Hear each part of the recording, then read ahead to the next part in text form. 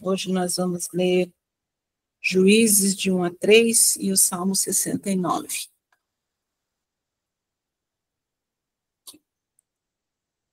Juízes 1. Depois da morte de Josué, os israelitas perguntaram ao Senhor: quem de nós será o primeiro a atacar os cananeus? O Senhor respondeu: Judá será o primeiro. Eu entreguei a terra em suas mãos.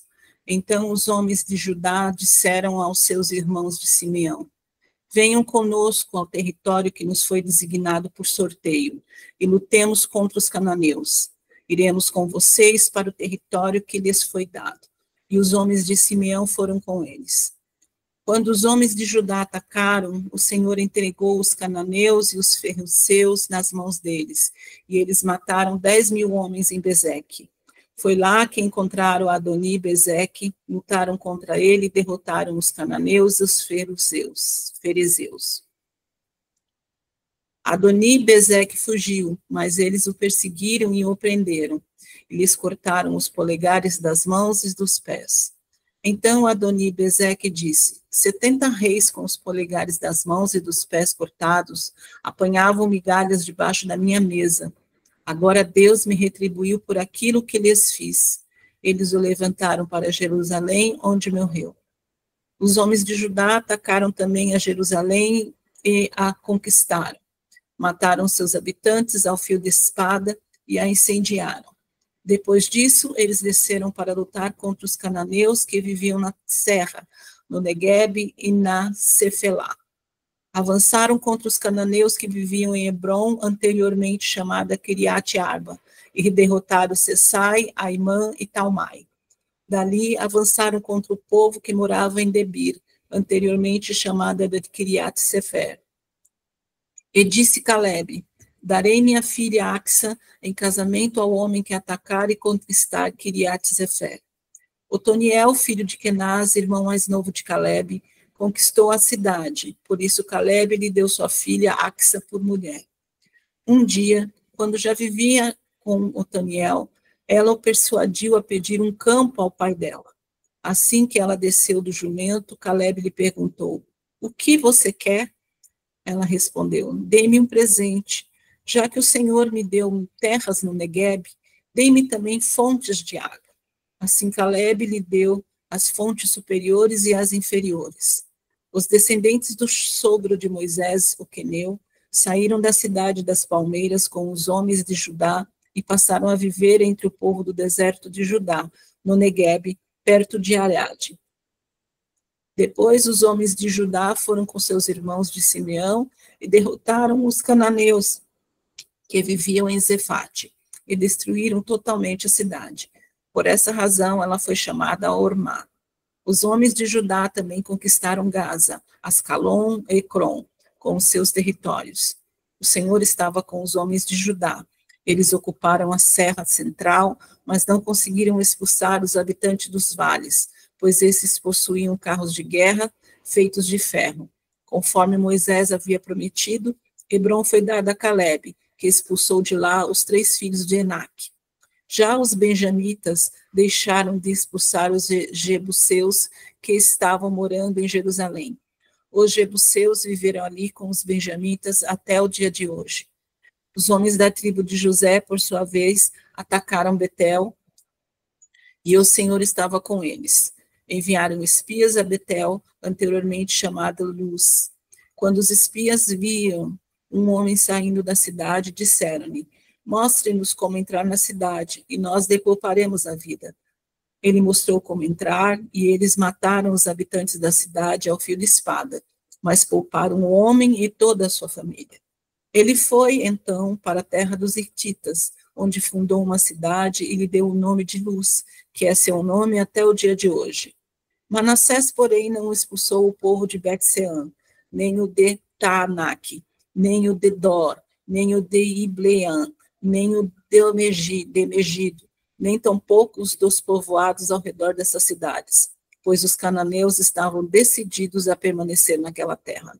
Quando Israel se tornou forte, impôs trabalhos forçados aos cananeus, mas não os expulsou completamente. Efraim também não expulsou os cananeus que viviam em Geser, mas os cananeus continuaram a viver entre eles. Nem Zebulon expulsou os cananeus que viviam em Quitron, em Naalol, nem esses permaneceram entre eles e foram submetidos a trabalhos forçados. Nem Asser expulsou os que viviam em Aco, Sidom, Alabe, Aquisibe, Elba, Afec, Egeobe. E, por esse motivo, o povo de Asser vivia entre os cananeus que habitavam naquela terra. Nem Naphtali expulsou os que viviam em Bet-Semes e em Bet-Anate, mas o povo de Naphtali também vivia entre os cananeus que habitavam a terra, e aqueles que viviam em Bet-Semes e em Bet-Anate passaram a trazer trabalhos forçados para eles. Os amorreus confinaram a tribo de Dan à serra central, não permitindo que descessem ao vale. E os amorreus igualmente estavam decididos a resistir no Monte Elis, em Aijalon e em Saalbim. Mas, quando as tribos de José ficaram mais poderosas, eles também foram submetidos a trabalhos forçados. A fronteira dos amoreus ia da subida de Acrabim até Selá, mais adiante. Juízes 2. O anjo do Senhor subiu de Gigal a Boquim e disse: Tirei vocês do Egito e os trouxe para a terra que prometi com juramento que daria a seus antepassados. Eu disse: Jamais quebrarei a minha aliança com vocês. E vocês não farão acordo com o povo dessa terra, mas demolirão os altares deles. Por que vocês não me obedeceram? Portanto, agora lhes digo que não os expulsarei da presença de vocês. Eles serão seus adversários, e os deuses deles serão uma armadilha para vocês. Quando o anjo do Senhor acabou de falar a todos os israelitas, o povo chorou em alta voz. E ao lugar chamaram Boquim, e ali ofereceram sacrifícios ao Senhor. Depois que Josué despediu os israelitas, eles saíram para ocupar a terra, cada um a sua herança. O povo prestou culto ao Senhor durante toda a vida de Josué e dos líderes que continuaram vivos depois de Josué e que tinham visto todos os grandes feitos que o Senhor realizara em favor de Israel. Josué, filho de Num, servo do Senhor, morreu com a idade de 110 anos. Foi sepultado na terra de sua herança, em Timnac-Heres, nos montes de Efraim, ao norte do Monte Gaás. Depois que toda aquela geração foi reunida a seus antepassados, surgiu uma nova geração que não conhecia o Senhor e o que ele havia feito por Israel. Então os israelitas fizeram o que o Senhor reprova e prestaram culto aos Balaíns. Abandonaram o Senhor, o Deus dos seus antepassados, que os havia tirado do Egito, e seguiram e adoraram vários deuses dos povos ao seu redor, provocando a ira do Senhor. Abandonaram o Senhor e prestaram culto a Baal e aos postes sagrados. A ira do Senhor se acendeu contra Israel, e ele os entregou nas mãos dos invasores que os saquearam. Ele os entregou aos inimigos ao seu redor, aos quais já não conseguiam resistir. Sempre que os israelitas saíam para a batalha, a mão do Senhor era contra eles para derrotá-los, conforme lhes havia advertido e jurado. Grande angústia os dominava. Então o Senhor levantou juízes, que os libertaram das mãos daqueles que os atacavam. Mesmo assim, eles não quiseram ouvir os juízes, antes se prostituíram com outros deuses e os adoraram. Ao contrário dos seus antepassados, logo se desviaram do caminho pelo qual os seus antepassados tinham andado, o caminho da obediência aos mandamentos do Senhor. Sempre que o Senhor lhes levantava um juiz, ele estava com o juiz e o salvava das mãos de seus inimigos, enquanto o juiz vivia, pois o Senhor tinha misericórdia por causa dos gemidos deles, diante daqueles que os oprimiam e os afligiam. Mas, quando o juiz morria, o povo voltava aos caminhos ainda piores do que os caminhos dos seus antepassados, seguindo outros deuses, prestando-lhes culto e adorando-os. Recusavam-se a abandonar suas práticas e seu caminho obstinado. Por isso, a ira do Senhor acendeu-se contra Israel. E ele disse: como este povo violou a aliança que fiz com os seus antepassados, e não tem ouvido a minha voz, não expulsarei de diante deles nenhuma das nações que Josué deixou quando morreu. Eu as usarei para pôr Israel à prova, e ver se guardarão o caminho do Senhor, e se andarão nele como fizeram os seus antepassados. O Senhor havia permitido que estas nações permanecessem, não os expulsou de imediato, e não as entregou nas mãos de Josué. Juízes, capítulo 3. São estas as nações que o Senhor deixou para pôr à prova todos os israelitas que não tinham visto nenhuma das guerras em Canaã. Fez isto apenas para treinar na guerra os descendentes dos israelitas, pois não tinham tido experiência anterior de combate. Os 5 governantes dos filisteus, todos os cananeus, os sidônios e os heveus que viviam nos montes do Líbano, desde o monte Baal-Hebon até Lebo-Hamate. Estas nações foram deixadas para que por elas os israelitas fossem postos à prova, se obedeceriam aos mandamentos que o Senhor dera aos seus antepassados por meio de Moisés. Os israelitas viviam entre os cananeus, os hititas, os amorreus, os fereuseus, os heveus e os jebuseus. Tomaram as filhas deles em casamento e deram suas filhas aos filhos deles, e prestaram culto aos deuses deles. Os israelitas fizeram o que o Senhor reprova, pois esqueceram-se do Senhor seu Deus e prestaram culto aos Balaíns e aos postes sagrados. Acendeu-se a ira do Senhor de tal forma contra Israel, que ele os entregou nas mãos de Cuxan-Rassataim, rei da Mesopotâmia, por quem os israelitas foram subjugados durante 8 anos. Mas, quando clamaram ao Senhor, ele lhes levantou um libertador, Otoniel, filho de Kenaz, o irmão mais novo de Caleb, que os libertou. O Espírito do Senhor veio sobre ele, de modo que liderou Israel e foi à guerra. O Senhor entregou Cuxan-Rassataim, rei de Arã, nas mãos de Otoniel, que prevaleceu contra ele. E a terra teve paz durante 40 anos, até a morte de Otoniel, filho de Kenaz. Mais uma vez, os israelitas fizeram o que o Senhor reprova, e por isso o Senhor deu a Eglon, rei de Moabe, poder sobre Israel. Conseguindo uma aliança com os amonitas e com os amalequitas, Eglon veio e derrotou Israel e conquistou a cidade das palmeiras. Os israelitas ficaram sob o domínio de Eglon, rei de Moabe, durante 18 anos. Novamente, os israelitas clamaram ao Senhor, que lhes deu um libertador chamado Eude, um homem canhoto, filho do benjamita Gera. Os israelitas o enviaram com o pagamento de tributos a Eglon, rei de Moabe. Eude havia feito uma espada de 2 gumes, de 45 centímetros de comprimento, e a tinha amarrado na coxa direita, debaixo da roupa. Ele entregou o tributo a Eglon, rei de Moabe, homem muito gordo. Em seguida, Eude mandou embora os carregadores. Junto aos ídolos que estão perto de Gigal, ele voltou e disse: Tenho uma mensagem secreta para ti, ó rei. O rei respondeu: Calado, e todos os seus auxiliares saíram de sua presença. Eude aproximou-se do rei, que estava sentado sozinho na sala superior do palácio de verão, e repetiu: Tenho uma mensagem de Deus para ti. Quando o rei se levantou do trono, Eude estendeu a mão esquerda, apanhou a espada de sua coxa direita e cravou-a na barriga do rei. E até o cabo penetrou com a lâmpada, e como não tirou a espada, a gordura se fechou sobre ela. Então Eude saiu para o pórtico, depois de fechar e trancar as portas da sala atrás de si. Depois que ele saiu, vieram os servos e encontraram trancadas as portas da sala superior e disseram: Ele deve estar fazendo suas necessidades em seu cômodo privativo. Cansaram-se de esperar, e como ele não abria a porta da sala, pegaram a chave e a abriram.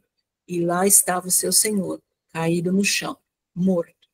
Enquanto esperavam, Eude escapou, passou pelos ídolos e fugiu para Seirá. Quando chegou, tocou a trombeta nos montes de Efraim, e os israelitas desceram dos montes, com ele à sua frente. Sigam-me, ordenou, pois o Senhor entregou Moabe, o inimigo de vocês, em suas mãos. Eles o seguiram e tomaram posse do lugar de passagem do Jordão que levava a Moabe, e não deixaram ninguém atravessar o rio. Naquela ocasião, mataram cerca de 10.000 moabitas, todos eles fortes e vigorosos. Nenhum só homem escapou. Naquele dia, Moabe foi subjugado por Israel, e a terra teve paz durante 80 anos.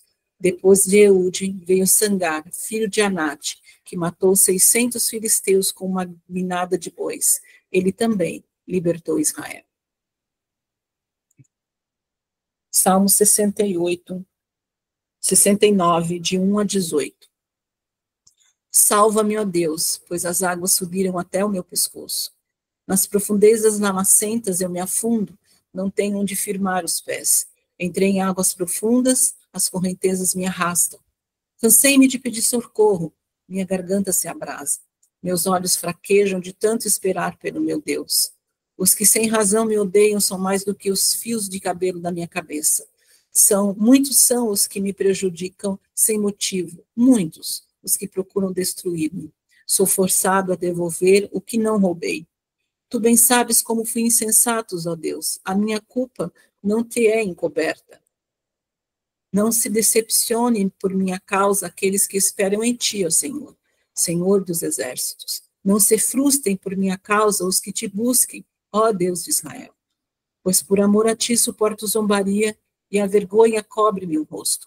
Sou um estrangeiro para os meus irmãos, um estranho até para os filhos da minha mãe. Pois o zelo pela tua casa me consome, os insultos daqueles que te insultam caem sobre mim. Até quando choro e jejuo, tenho que suportar zombaria. Quando ponho vestes de lamento, sou motivo de piada. Os que se ajuntam na praça falam de mim, e sou a canção dos bêbados. Mas eu, Senhor, no tempo oportuno, elevo a ti minha oração. Responde-me por teu grande amor, ó Deus, com a tua salvação infalível. Tira-me do atoleiro, não me deixes afundar. Liberta-me dos que me odeiam e das águas profundas. Não permitas que as correntezas me arrastem, nem que as profundezas me engulam, nem que a cova feche sobre mim a sua boca. Responde-me, Senhor, pela bondade do teu amor, por tua grande misericórdia, volta-te para mim. Não escondas do teu servo a tua face. Responde-me depressa, pois estou em perigo. Aproxima-te e resgata-me. Livra-me por causa dos meus inimigos. Amém.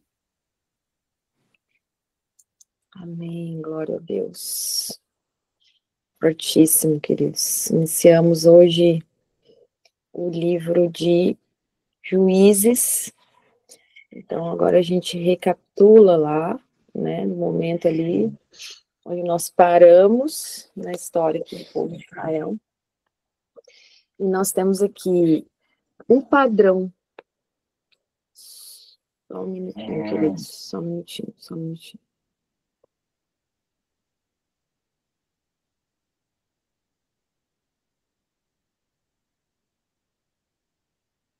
Você fechou o microfone, Alice.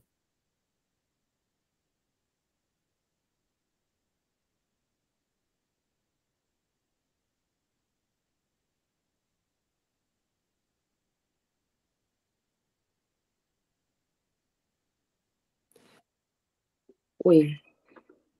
Estão me ouvindo bem agora? Ok? Vamos lá, então.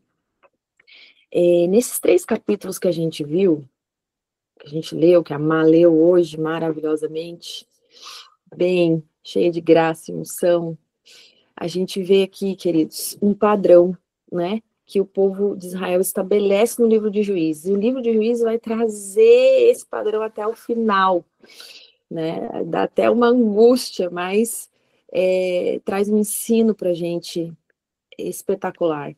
A gente vê que no capítulo 1, eles vão ter uma conquista incompleta, porque depois que Josué morreu, né, eles pedem para o Senhor quem que ia liderar eles, né, eles perguntam para o Senhor quem é que vão liderar eles, quem é que iria liderar eles nas batalhas que eles iam ter contra os povos cananeus, os povos que eles teriam que conquistar, né, os cananeus e outros povos. Então, a gente vê aqui que a tribo de Judá é a escolhida, e a tribo de Judá é a tribo da onde vai vir a linhagem do Messias, né? E aí a gente vai ver aqui que inicia um padrão preocupante. Por quê? As tribos, a maioria, as falham em expulsar completamente os povos pagãos da Terra Prometida. Então, a gente vai ler, né, durante esse capítulo, várias vezes, não expulsaram ou não desalojaram, né, os povos. Isso vai mostrando o quê? Desobediência parcial de Israel nas instruções que o Senhor tinha dado para eles. Então, essa desobediência é como um fermento na massa, né? Que vai levar Israel a comprometer a sua fé e vai levar Israel a praticar idolatrias com as nações vizinhas. E aí a gente vai ver um ciclo, né, de apostasia, um ciclo onde eles se afastam e voltam para o Senhor, né? Israel se afasta de Deus, aí Deus permite que haja ali, que eles sofram ali a opressão dos povos que eles não desalojaram, né, que eles não expulsaram. Aí o povo clama por socorro, aí Deus levanta um juiz para libertar eles. Aí tem paz temporária, né?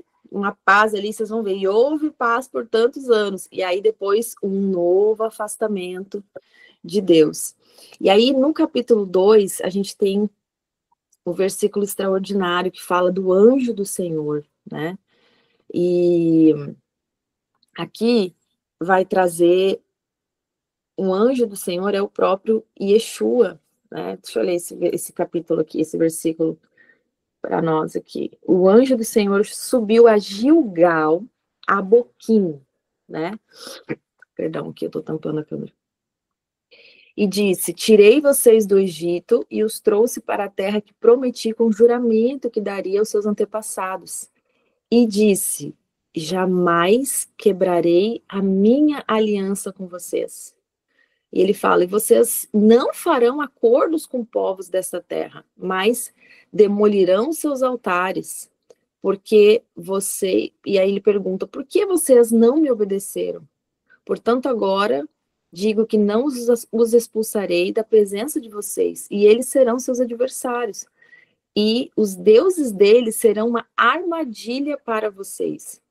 Quando o anjo do Senhor acabou de falar, todos os israelitas, a falar a todos os israelitas, o povo chorou em alta voz, ao lugar que chamaram de Boquim. Então, o anjo do Senhor aqui, vocês percebem que ele fala na primeira pessoa, né? Então, é o próprio Deus falando aqui. E os estudiosos aqui trazem que é uma manifestação visível do próprio Deus, né? E ele aqui é como se fosse uma manifestação, né? De como o Senhor está revelando Yeshua, porque a palavra fala que ninguém viu a Deus, né? Então, Yeshua é aquele que se manifesta, é a presença de Yeshua aqui. Então, é o próprio Senhor falando por meio de Yeshua, né? E por que é Gilgal? Vocês viram que o anjo ele aparece em Gilgal.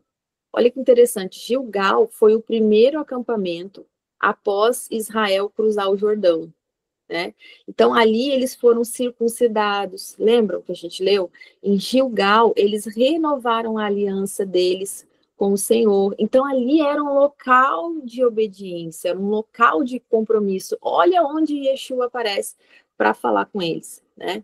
E por que ficou chamado de Boquim, aquele local? Boquim, em hebraico, significa choradores, né? Então, recebeu esse nome, Boquim recebeu esse nome após esse evento, após Yeshua aparecer ali e falar com o povo, porque o povo chorou quando ouviu a voz de repreensão, né? Quando Yeshua repreendeu eles ali. E houve ali um momento de obediência ali, onde Israel chora, clama ao Senhor e se arrepende depois da desobediência. Então, a gente vê, queridos, que há uma fidelidade do Senhor, né? É tremendo esse versículo, porque ele fala: eu jamais quebrarei a minha aliança com vocês. E a gente vê aqui nesse versículo 2 pontos. uma fidelidade daquilo que o Senhor falou de uma promessa, né? Lembrando o povo que ele cumpriu aquilo que ele falou, né? Eu vos fiz subir do Egito, diz o versículo.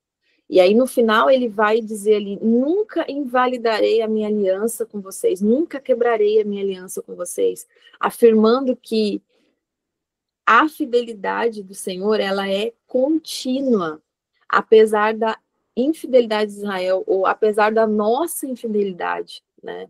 Então, é algo muito tremendo a gente ver aqui, porque Deus, ele é fiel conosco, mesmo quando nós não somos. E a aliança dele é irrevogável, Romanos 11, 29, depois você dá uma olhadinha. A aliança do Senhor é irrevogável, queridos, isso é tremendo. E a gente vê que todo esse padrão, né, a gente vê ali, e Yeshua, ele aparece como aquele que vai estar ali mediando essa aliança ali com o Senhor, né, exortando o povo, relembrando o povo. Isso também demonstra o amor, o cuidado de Yeshua sobre as nossas vidas. E a gente vê como Deus nos confronta em amor quando a gente se desvia, né? Então aqui está claramente, né? O povo, o anjo do Senhor chega ali para o quê? Para confrontar como é importante, né? Como isso é vital para as nossas vidas na nossa caminhada, como a repreensão, como o confronto é importante, né? E eu sempre falo, depois que a gente começa a estudar a palavra, a nossa visão sobre o confronto, ela muda. A gente passa a ver que verdadeiramente, né, como a palavra fala, Deus, ele repreende a quem ele ama, ele corrige a quem ele ama. Então a gente vê a correção, a gente passa a ver a correção como um ato de amor e de cuidado, porque é o que nos faz retornar ao Senhor, é o que nos faz lembrar, é o que nos protege, é o que não nos deixa descambar, né? E ir para um caminho terrível de morte e destruição.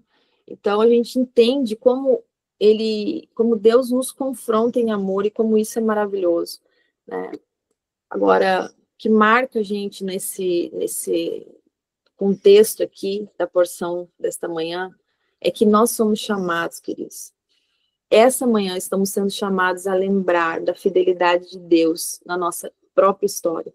Que você possa se lembrar de quanto ele foi fiel, de quanto ele cuidou, zelou, de quantos livramentos às vezes você nem viu o que aconteceu, né? O Senhor, ele permanece fiel na aliança dele para conosco. E que nessa manhã a gente possa, ao lembrar, né, a gente possa se examinar e responder com um coração arrependido, quebrantado, contrito, né, grato a ele por essa fidelidade, e que nós possamos honrar a nossa aliança com ele, que nós possamos ser luz para as nações, que nós possamos cumprir o nosso chamado, possamos ser testemunhas do amor dele sobre a nossa vida, porque ele é fiel conosco, e assim a gente também possa buscar esse atributo, né, que é dele, e ter em nós a fidelidade, que nós também possamos ser fiéis a ele onde estivermos, né? E durante toda a nossa vida a gente venha exercer a nossa fidelidade, o nosso compromisso, o nosso amor com ele, porque ele é fiel, ele é maravilhoso, ele é digno de tudo. Amém?